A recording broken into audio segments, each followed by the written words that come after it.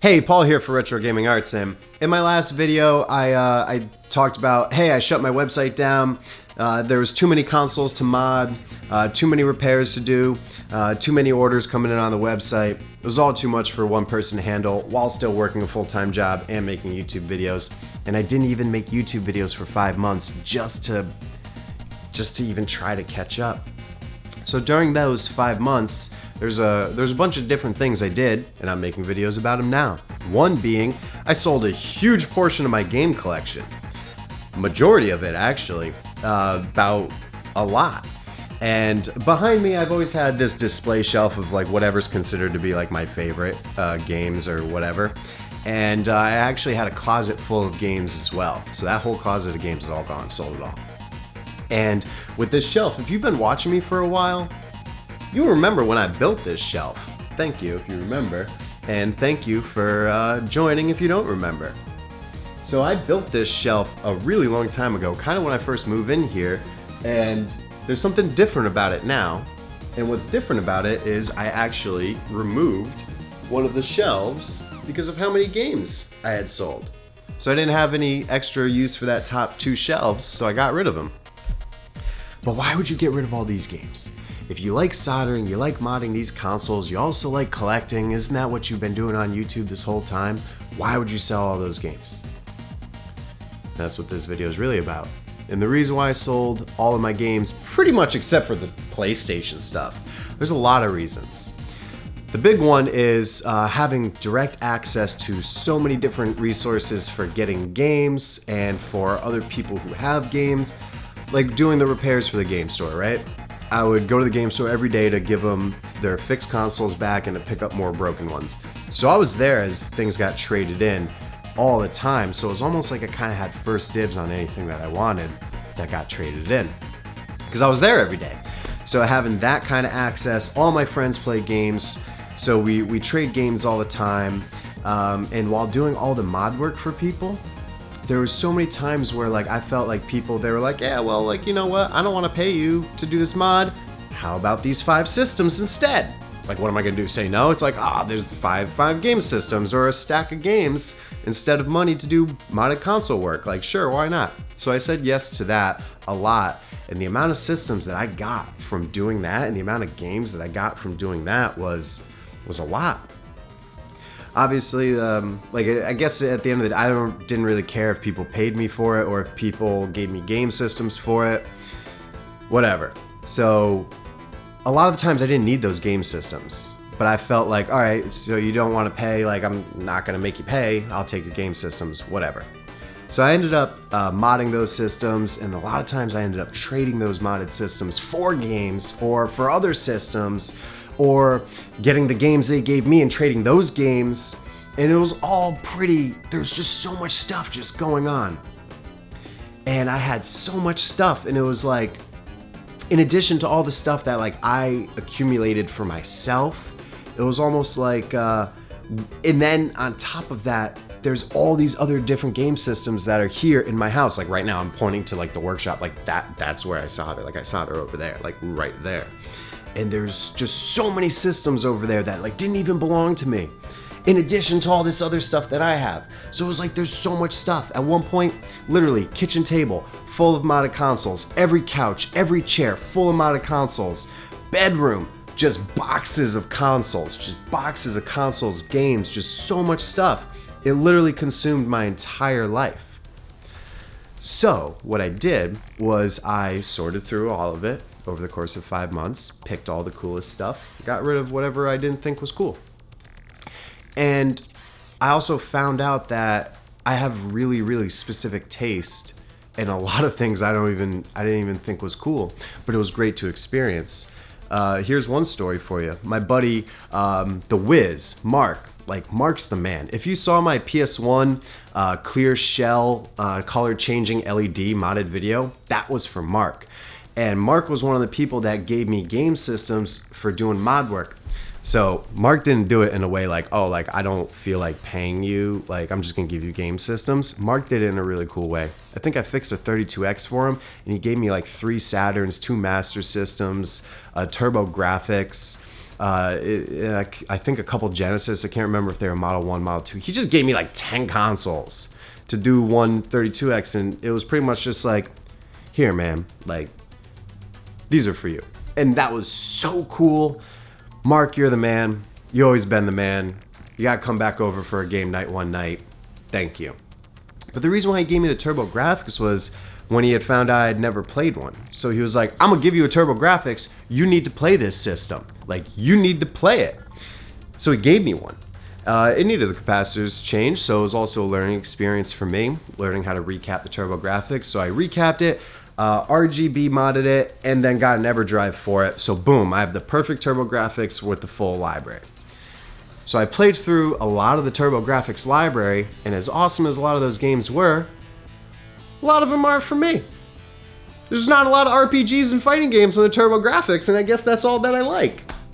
So eventually I ended up having to let it go. Either traded it or sold it or something. But I found that I didn't even like the TurboGrafx that much. It's really fun to work on, but as for like the game library to like play, like a lot of the games, like, they weren't for me. Not to say there's anything wrong with the TurboGrafx or anything like that. If anybody's like, hey man, I like shooters, like what system should I get? I'll be like, you need a TurboGrafx, you need a PC Engine. That's what you need to get like right now, because there were some sick shooters on there. Blazing Lasers was probably the best shooter I've ever played. Well, second best, Truxton's the best. Now and forever. Anyway, side TurboGrafx tangent aside, I found the same thing for GameCube. GameCube didn't really do much for me, where, I don't know. Resident Evil 4, I beat that on the GameCube. That's the best Resident Evil 4 experience you can get, because I went and played it on PlayStation 2 after, and the PlayStation 2 version kind of sucks. It's like really dark and muddy, and like you can't really see anything. The GameCube version, like you can see like the strands of hair in Leon's head. It's awesome. So like, not to say there's anything wrong with GameCube, it just wasn't for me. So I got rid of my TurboGrafx, got rid of my GameCube, got rid of all my GameCube games. NES, Sega Master System, all gone. Pretty much right behind me. Sit it like on my shelf right now. I got hooked up. I got Dreamcast, Sega Saturn, PS1, 2, 3, 4, multiple PS2s actually. Neo Geo CD. Just got that one today. Thank you. And a Super Nintendo with an EverDrive. So I'm realizing there's a lot of games that I don't know. Like, why collect for something that you're not going to play? Or why collect for something that doesn't speak to you? Even if you have direct access to like just acquire so much of this stuff, if it doesn't really speak to you, why have it? And what speaks to me is fighting games and RPGs and Blitz. So if you go through my collection, like 80% of it's fighting games and RPGs. And most of them are on PS1 and PS2. And that's why I decided to keep. And I don't know, man. I feel like I don't really need a lot of this stuff. There's certain things I do need, like no question. Like I need a way to play Blitz. I need as many different versions of King of Fighters as possible. I need Alpha 3. I need CBS 2. I need all my Squeenix RPGs. But beyond that, everything else is just a want. And I just wanted like a cool system or like a limited edition system. I wanted to experience the system. I wanted to see what it had to offer. I wanted to experience them, so I tried them out. And that was really cool to be able to try these systems out and then play like their whole library thanks to EverDrives. It's a whole nother thing I can't even go into. And experience all the games and then decide like, all right, this system's not for me. Speaking of EverDrives, I got some EverDrives. So my whole Super Nintendo collection, that's gone. I have an EverDrive for it. That's cool. Because I don't ever want to get rid of my Super Nintendo, because I kind of grew up on some of those games. So I want to keep those. I want to revisit them later on. And then for like my Saturn and my Dreamcast, I actually ended up selling all of my Saturn and Dreamcast games because I have the optical drive emulator. If you don't know what those are, ask me to make a video about it and I will, but a lot of people know what they are, so I wasn't sure if I should make a video about it. But I have them for my Saturn and my Dreamcast. They're awesome. They're absolutely awesome. Now what's cool is to actually own those games, and I did own all of those games, but then I ended up selling them. I was like, somebody else who may not have this optical drive emulator may benefit from having these games. Why would I just have them and hold on to them and not ever be able to use them? You know what I mean? So let them go. Let them go. They'll land in a better home. They'll land in somebody's hand that'll appreciate it. So that's another beautiful thing.